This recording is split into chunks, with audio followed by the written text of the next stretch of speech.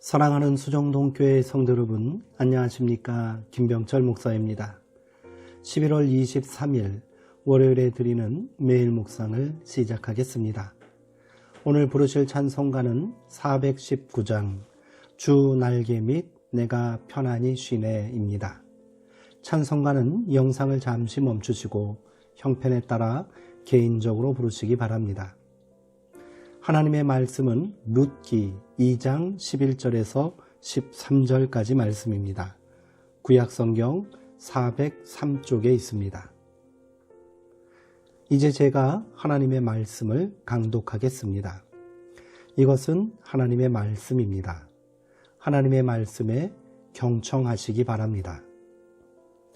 보아스가 그에게 대답하여 이르되 내 남편이 죽은 후로 내가 시어머니에게 행한 모든 것과 내 부모와 고국을 떠나 전에 알지 못하던 백성에게로 온 일이 내게 분명히 알려졌느니라. 여호와께서 내가 행한 일에 보답하시기를 원하며 이스라엘의 하나님 여호와께서 그의 날개 아래에 보호를 받으러 온 내게 온전한 상 주시기를 원하노라 하는지라. 룻이 이르되 내 주여 내가 당신께 은혜 입기를 원하나이다.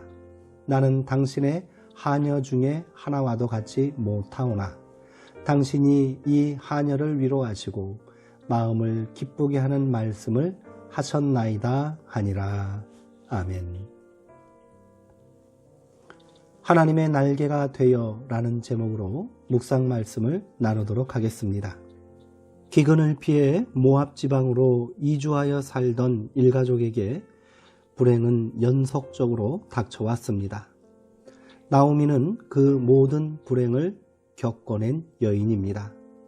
남편인 엘리멜렉은 타향에서 죽었고 정착 생활을 위해 이방 여인들과 결혼했던 두 아들 말론과 기럨도 일찌감치 세상을 떠났습니다. 고향인 베들레헴의 기근이 그쳤다는 소문을 듣고 나오미는 고향으로의 귀환을 결심합니다. 며느리 오르바는 눈물을 흘리며 그 땅에 머물렀지만 룻은 불행에 빠진 어머니를 차마 홀로 버려둘 수 없어 낯선 곳으로 이주를 결심합니다. 룻에게 베들레헴은 낯선 땅입니다. 그곳에서의 삶 또한 녹록치 않았습니다. 먹고 살 길이 막막합니다. 룻은 선량한 사람을 만나면 밭에 떨어진 이삭을 주울 수 있을 거라면서 밭에 나가보겠다고 나오미에게 말합니다.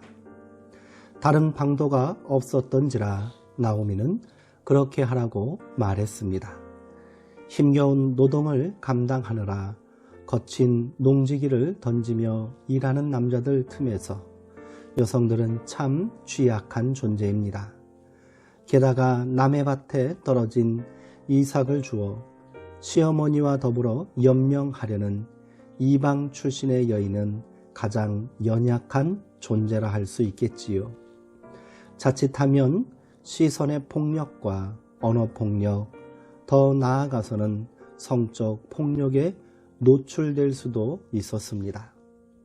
그런데 마침 룻이 이삭을 줍던 밭은 엘리멜렉의 친척인 보아스의 밭이었습니다.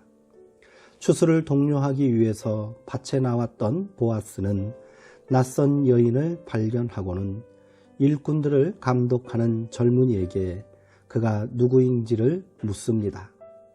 룻의 형편을 전해들은 보아스는 룻을 불러 이삭을 주우려고 다른 밭으로 가지 말고 일하는 여자들을 바싹 따라다니며 이삭을 주우라고 말합니다.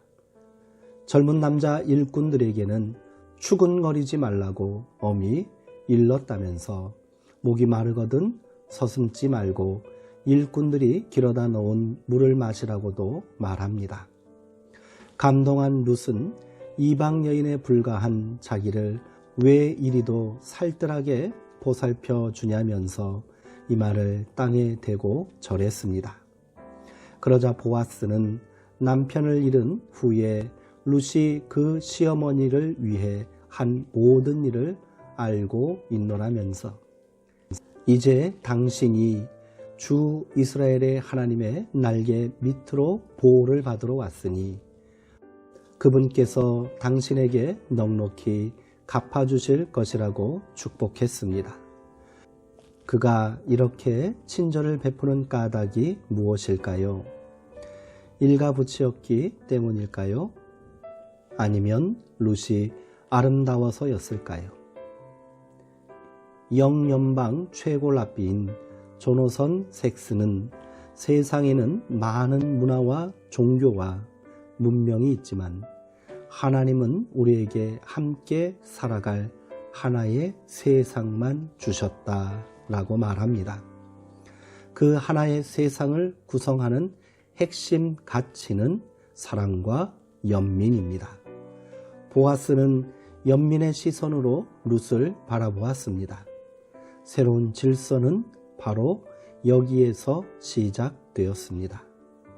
스스로 하나님의 날개가 되어 취약해진 사람을 돌보는 것이야말로 가장 거룩하고 복된 삶이 아니겠습니까? 기도하시겠습니다. 하나님, 세상에는 홀로 설 수 없는 형편에 처한 이들이 너무도 많습니다. 아무리 노력해 보아도 도무지 공경에서 벗어나지 못하는 이들을 세상은 차갑게 바라봅니다. 천덕꾸러기 신세를 면치 못하는 사람들 편에서는 이들은 많지 않습니다. 그러나 주님은 그들을 귀히 여기십니다. 그들의 생명도 하나님께 속했기 때문입니다. 그들을 외면하지 않도록 우리 마음을 넓혀 주옵소서. 뜨거운 햇볕을 가려주는 그늘처럼 폭우를 피해가는 쉼터처럼 우리도 고통받는 이웃의 피난처가 되게 하옵소서. 예수님의 이름으로 기도합니다.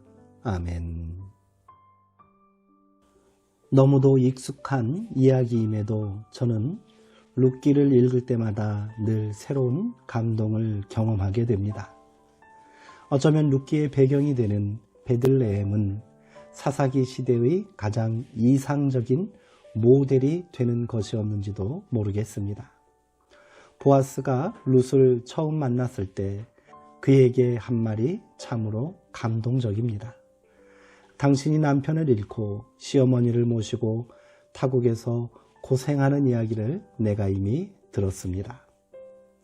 보아스가 사람들에게 들은 이야기는 분명 긍정적인 이야기였을 것입니다. 소문의 주인공을 은근히 만나기를 기대했던 보아스는 그렇게 룻을 만나게 된 것입니다. 룻은 보아스를 만나기 전 이미 베들레헴 공동체의 아름다운 시선을 먼저 만났던 것입니다. 사람들의 입방아에 오르기 딱 좋은 천덕꾸러기 같은 외국인 과부를 칭찬하고 동정하는 공동체. 그곳에서 새로운 소망과 생명의 회복이 일어나는 것입니다.